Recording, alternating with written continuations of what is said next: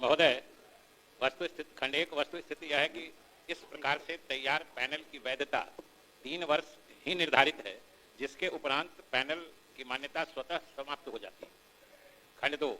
आंशिक रूप से स्वीकारात्मक है। वस्तु स्थिति यह है कि कार्यपालक सहायकों के मांग के आलोक में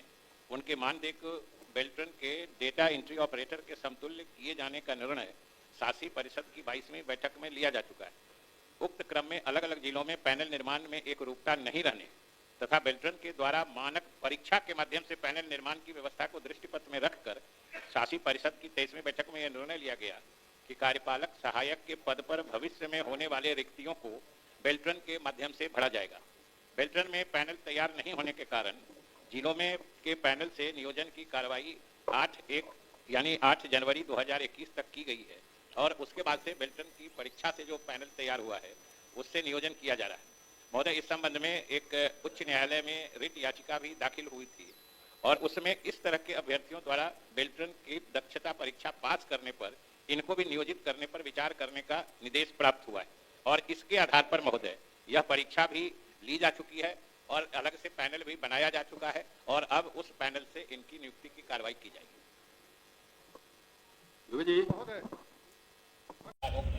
उनके मानदेय को बेल्ट्रन के डेटा एंट्री ऑपरेटर के समतुल्य किए जाने का निर्णय शासी परिषद की 22वीं बैठक में लिया जा चुका है।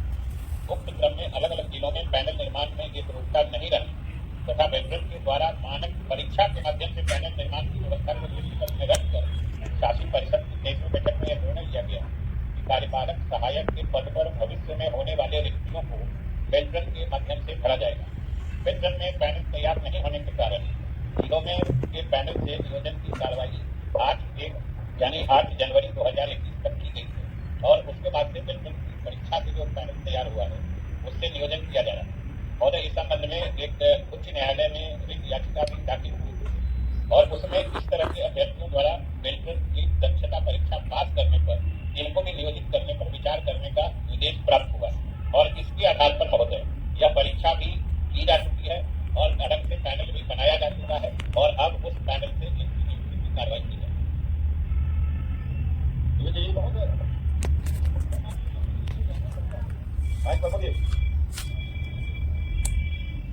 मैं माननीय मंत्री से जानना चाहता हूँ इस वक्त समय सीमा की पर क्या पैनल की समाप्ति तक रखा जाएगा, क्या ये बात है? महोदय, यह तो मैंने खंड 1 के उत्तर में सबसे पहली पंक्ति ही यही थी कि ये स्वीकारात्मक नहीं है। इस पैनल की वैलिडिटी सिर्फ 3 वर्ष के लिए ही थी, पैनल की समाप्ति तक नहीं थी, जिसका हमने पहले खंड के उत्तर में कहा। महोदय, दूसरा सवाल मैं माननीय मंत्री से जानना चाहता हूँ कि प्रश्न के तालिका 2 का उत्तर जो आपने दिया है, बेल्ट्रन कंपनी के द्वारा दी गई परीक्षा जो परिणाम घोषित हुआ है उससे आप नियुक्ति कर रहे हैं, क्या वो आउटसोर्सिंग कंपनी है बेल्ट्रन? महोदय, वो आउटसोर्सिंग कंपनी नहीं है, वो सरकार की अंडरटेकिंग है, सरकार की संस्था है। और ये जिन अभ्यर्थियों की बात आप कह रहे हैं जो पैनल में थे और जिनकी नियुक्ति नहीं हो सकी और पैनल में ड्रॉप कर दिया या रद्द कर दिया, जब ये लोग कोर्ट गए उसके बाद कोर्ट में कहने पर हम लोग जो सामान्य महोदय आम अभ्यर्थियों की परीक्षा लेकर जो बेल्ट्रन नियुक्ति का पैनल बनाता था उससे अलग सिर्फ ऐसे उम्मीदवारों को जो जिले के पैनल में थे जिनकी नियुक्ति नहीं हो पाई, इनके लिए बेल्ट्रन ने एक अलग से दक्षता परीक्षा आयोजित की और उसमें ये लोग साढ़े 2,000 करीब 4,000 के आसपास कुछ फिगर था कि ये अपियर हुए और उसमें से लगभग 2100 ये लोग उत्तीर्ण हुए, उनका पैनल बना लिया गया और अब उस पैनल से ही नियुक्ति की गई। अंतिम सवाल आप अरे दोनों इसके पुराने साथी हैं, तभी समझ में क्या बोलिए। मैं माननीय मंत्री जी से अंतिम सवाल जानना चाहता हूँ कि बेल्ट्रन कंपनी के द्वारा दी गई परीक्षा के आधार पर जो रिजल्ट का प्रकाशन हुआ उससे सरकार नियुक्ति नहीं कर रही, तो अदालत के फैसले के बाद आप बेल्ट्रन के द्वारा दी गई परीक्षा के परिणाम के आधार पर नियुक्ति कर रहे हैं।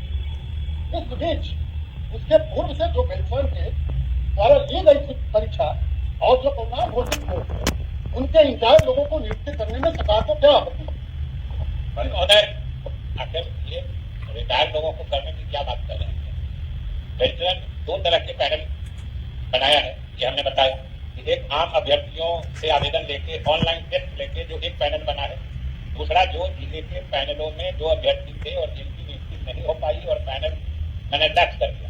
वैसे लोगों को ये लोग कोर्ट भी गए थे, तो कोर्ट के कहने से महोदय बेल्ट्रन ने अलग से दक्षता परीक्षा आयोजित की है और उसके आधार पर भी पैनल बना लिया है। अब जिस पैनल से पहले से नियुक्ति चल रही है उसके बाद से किस पैनल की मान्यता है, वो पैनल अब होता है, उसके बाद इस पैनल से लगातार नियुक्ति चलेगी जब तक ये पैनल नहीं खत्म होगा। ये तो मतलब ये देश का प्रसाद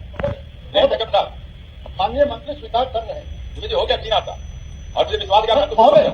हो रहा है। अन्याय यह है कि बेल्ट्रन के द्वारा घोषित परीक्षा से